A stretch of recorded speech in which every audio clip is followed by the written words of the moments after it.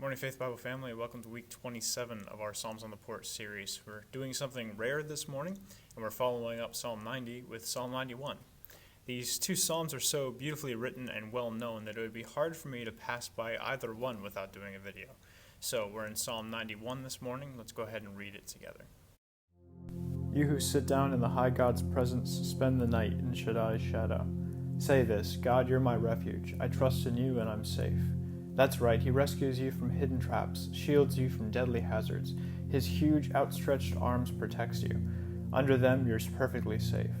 His arms fend off all harm. Fear nothing, not the wild wolves in the night, not flying arrows in the day, not disease that prowls in the darkness, not disaster that erupts at high noon. Even though others succumb all around, drop like flies right and left, no harm will even graze you. You'll stand untouched, watch it all from a distance. Watch the wicked turn into corpses. Yes, because God's your refuge, the high God, your own home, evil can't get close to you, harm can't get through the door.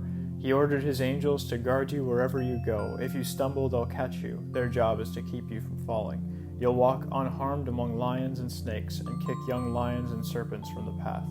If you'll hold on to me for dear life, says God, I'll get you out of any trouble. I'll give you the best of care if you'll only get to know and trust me. Call me and I'll answer, be at your side in bad times. I'll rescue you, then throw you a party. I'll give you a long life, give you a long drink of salvation.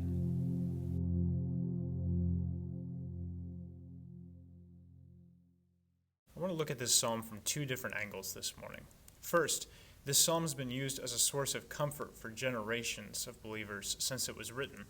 And you can see why. The images of God as a nesting bird sheltering her chicks under her own body.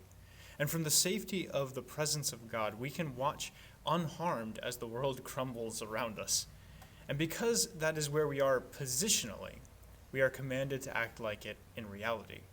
We're commanded not to fear wild animals in the night, not to fear wild men in the day, and of course the line, disease that prowls through the darkness, nor disaster that erupts at high noon, specifically hits home for us these days. And why not? If God is our protector, then we can live without fear in a chaotic and unpredictable world. That doesn't mean we don't take precautions or we don't live according to common sense, but we can be assured that no matter what happens to us, God will ultimately take care of us. Okay, now I want to also look at this psalm from the perspective of Jesus. Some of you might have picked up on the line in the psalm that goes like this. He ordered his angels concerning you to guard you wherever you go. If you stumble, they'll catch you.